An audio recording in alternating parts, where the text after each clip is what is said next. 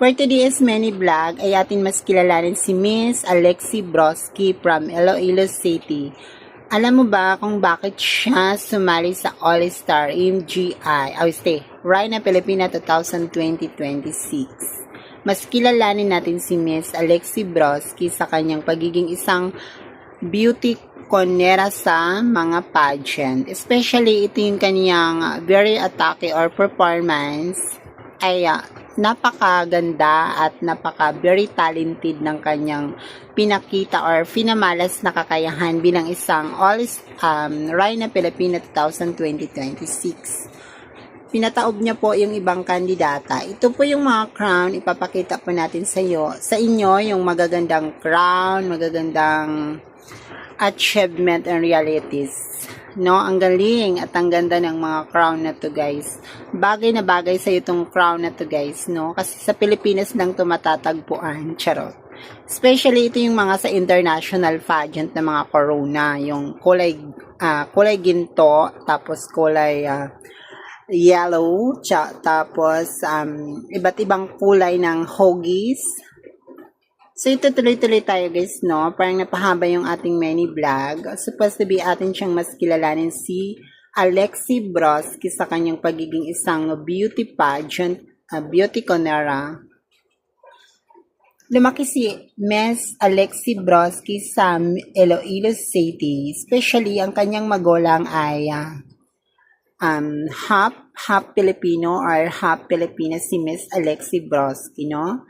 Dahil sa kagandahan at talino ni Miss Alexi ay naipamalas niya pa rin ang pagtawid sa mga pageant. Sumasali-sali siya sa mga borobarangay nung mga panahong yon at ngayon ay natuluyan na ang kanyang pagiging isang beauty queen. Tapos, sumali siya sa international pageant. Nagwagi din po si Miss Alexi. Ito na nga yung kanyang crown pageant sa Rhina Filipina 2026. Medyo tagilid ang kanyang mga performance dito kasi siya yung hinahanga ng mga judges dito, guys. Kasi ang galing at ang talino niya so far. Tapos, itong kanyang journey moment ay dedication sa kanyang mga magulang or sa kanyang mga kamag-anak or sa pamilya niya, no? I-continue natin, guys, ang ating kwento about kay Miss Alexi Broski.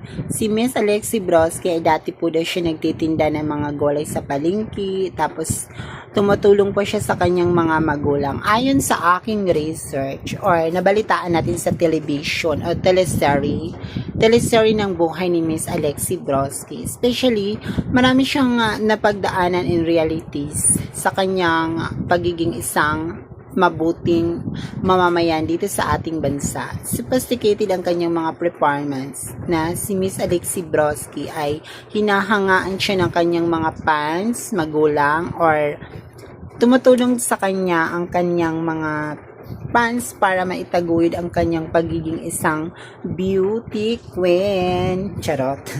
Especially ito, guys, ikukwento lang natin, guys. Ang ganda ng kanyang sagot sa Rhina Filipina 2026. Tapos, ang sabi ng mga netizen, ayon sa mga netizen, dapat daw siya yung nanalo sa Grand International Pageant.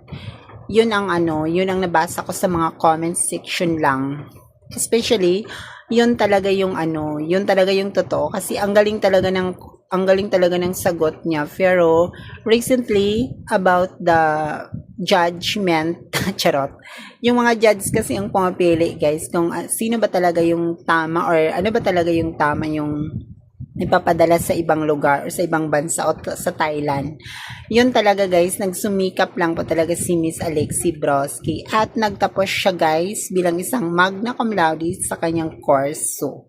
Especially ayon sa kay Karen Davila ay napapanood ko yung kanyang mga very kwento or recently ang kanyang mga story timing sa kanyang mini vlog or sa mga vlogs ng mga vloggers about sa kanyang pagiging isang mga nakaraan or mga pass in fast, charot. Mga pass pala niya. So, dito nga ay kininto niya ang lahat ng kanyang mga naging karanasan in realities. So, especially, ito yung ating pag-usapan today. So, kagabi ay nanood talaga ako ng All-Star MGI. So, I think medyo maganda yung kanyang performance. Nag-research din ako sa kanyang sagot. Maganda rin ang kanyang kasagutan, guys. Actually, guys, may mga basher talaga dito si Miss Alexi Broski. That's the point is how to, how to use improve the pageant, sabi doon sa comment section. I think it's everything that happened. Yun ang basher, ha. Especially hindi naman siguro basher kasi I think it's explanation lang naman yun. Pero uniqueness lang naman yung very explain lang ng mga netizen kung bakit yun ang sagot niya.